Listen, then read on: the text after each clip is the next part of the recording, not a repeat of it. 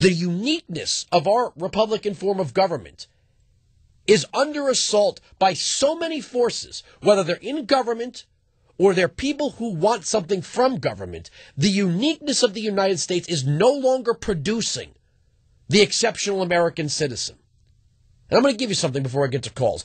I want to give you a new term. I was thinking about this in one of my runs, the universal man.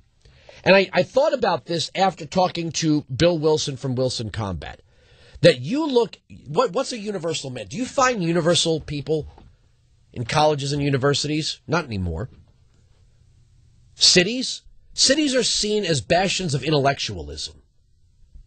That's what the city prides itself. Well, it's so intellectual. It's such an intellectual and artistic spirit here. Yeah, but is it universal? You know, the funny thing about urban dwellers, in their arrogance of the benefits of the city, ignore that without the rest of the country, they would be dead. The assumption is, well, that really kind of goes both ways. No, it's not.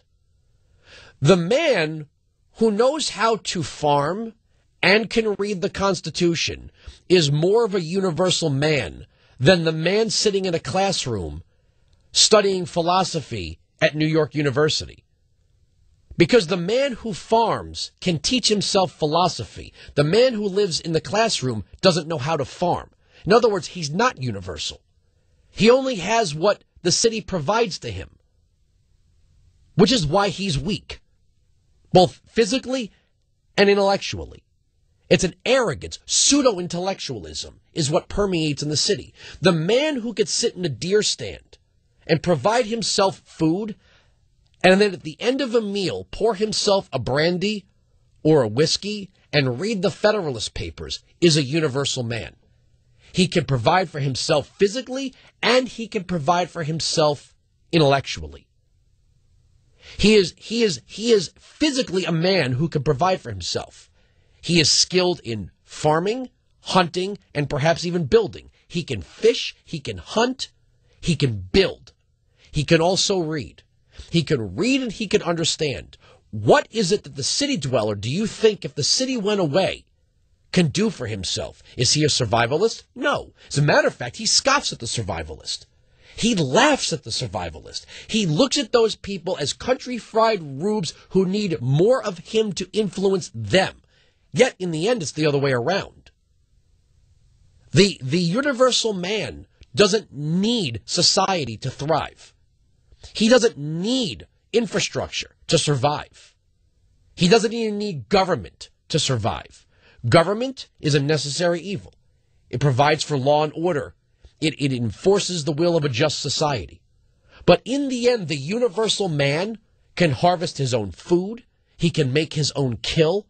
He can make his own shelter. And he can be instructed how to read and comprehend what he's reading and thus understand his rights, liberties, and freedoms and the construct of his government. In other words, he is the yin-yang. He or she is the yin-yang. I don't mean to leave out the women here. They are a yin-yang. They have balance. They have order. They have both the ability to provide for themselves physically and intellectually. Being all intellectual and having no physical abilities or attributes means you're not a balanced person, which means you're not universal. It used to be the reason why we called a university is because it created the universal man. It no longer does. Try to even debate me on that one. I dare you. I dare you to tell me that the person who's raised in the city environment, who only corresponds and interacts with other city dwellers, travels only to other cities, has no abilities to provide for himself physically. Tell me that he is more the universal man than the man who can do what needs to be done.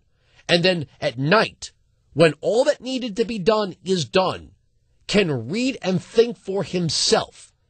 Try to tell me, try to honestly look me in the face as best you can as I'm on the radio and say, no, Andrew, you're wrong.